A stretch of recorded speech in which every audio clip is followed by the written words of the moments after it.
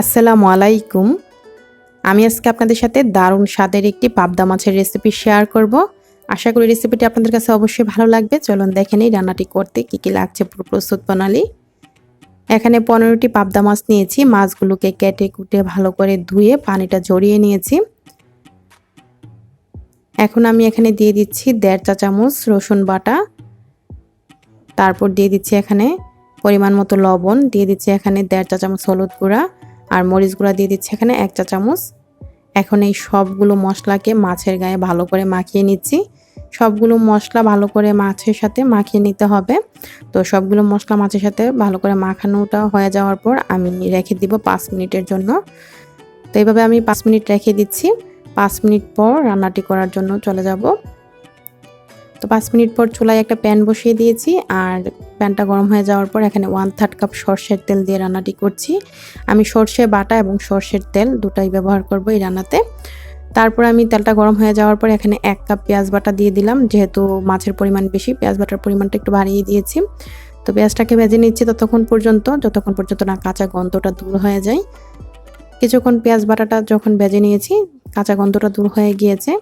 Medium আঁচে আমি ভেজে নিয়েছি। এখন আমি এখানে দিয়ে দিচ্ছি ধনিয়া গুঁড়া 2 চা চামচ, দিয়ে দিচ্ছি এখানে হলুদ গুঁড়া 2 চা চামচের চেয়ে কিছুটা বেশি, মরিচ গুঁড়া দিয়ে দিচ্ছি এখানে 2.5 চা চামচ।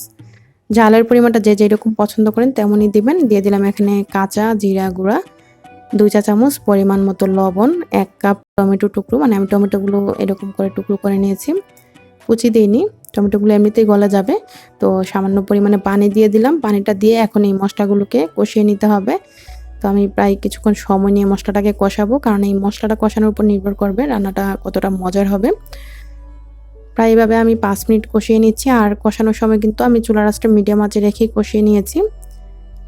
আর এখানে দিয়ে দিচ্ছি আমি সর্ষে বাটা। আর এই সর্ষে বাটাটা দিয়ে আজকের এই রান্নাটি করছি, তাই এটা স্পেশাল। এখানে আমি 2 টেবিল চামচ সর্ষে বাটা নিয়েছি। আমি 2 টেবিল চামচ সর্ষে ভালো করে ধুয়ে বেটে নেওয়ার পরে এখানে প্রায় 3 টেবিল চামচ হয়েছে সর্ষে বাটা। তো সর্ষে বাটাটা দিয়ে দিলাম। আর সর্ষে বাটার সময় কিন্তু আমি 2টি কাঁচামরিচ দিয়ে বেটে নিয়েছি। তারপর আমি এখানে দিয়ে দিচ্ছি ফ্রোজেন করা মটরশুঁটি, সংরক্ষণ করে যে রেখেছিলাম। এই ভিডিওটা আপনাদের সাথে শেয়ার করেছিলাম। তো এই মটরশুঁটিগুলো কিন্তু কালারটা একদমই নষ্ট হয়নি। আমি এখানে অল্প পরিমাণে মটরশুঁটি দিয়ে দিলাম। যারা দেখেছেন তারা তো জানেনই, আর যারা দেখেননি মটরশুঁটি সংরক্ষণ করার ভিডিওটি দেখে নিতে পারেন, লিঙ্ক ডিসক্রিপশন বক্সে দেওয়া থাকবে। মটরশুঁটিগুলো দেওয়ার পর আরও 2 মিনিট আমি কষিয়ে নিচ্ছি। চুলার আঁচটা আমি মিডিয়াম আঁচে রেখে এই সবগুলো মশলা টমেটো একসাথে করে কষিয়ে নিয়েছি। তো কষানোর পর প্রায় 5 থেকে 7 মিনিট কষিয়ে নিয়েছি। তারপর আমি এখানে মাছগুলো দিয়ে দিচ্ছি।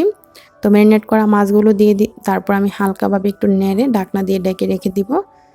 তো এই মাছগুলো বেশি সময় নিয়ে আমি কষাবো না, 2-3 মিনিট কষিয়ে নিব, কারণ বেশি সময় নিয়ে যদি কষাতে যাই তাহলে দেখা যাবে মাছগুলো ভেঙে যাবে।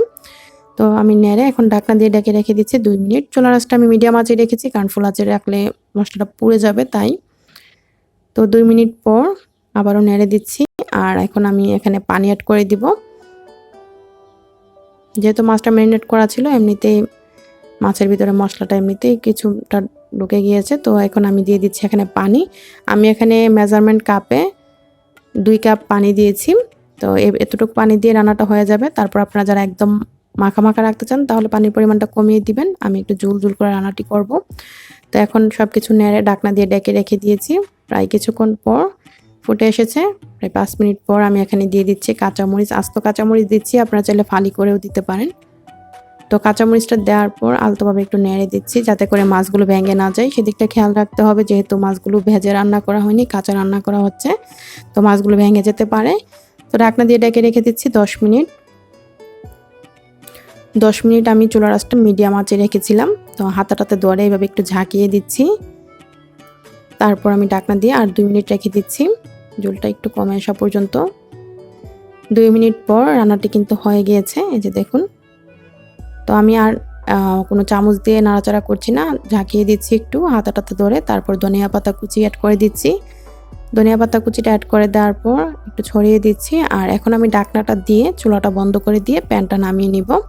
তো প্যানটা নামিয়ে নিয়েছি। প্রায় কিছুক্ষণ পর এই যে দেখুন, উপর দিয়ে তেলটা কিন্তু একদম বেশি এসেছে। আর রান্নাটা কতটা সুন্দর হয়েছে নিশ্চয়ই দেখেই বুঝতে পারছেন।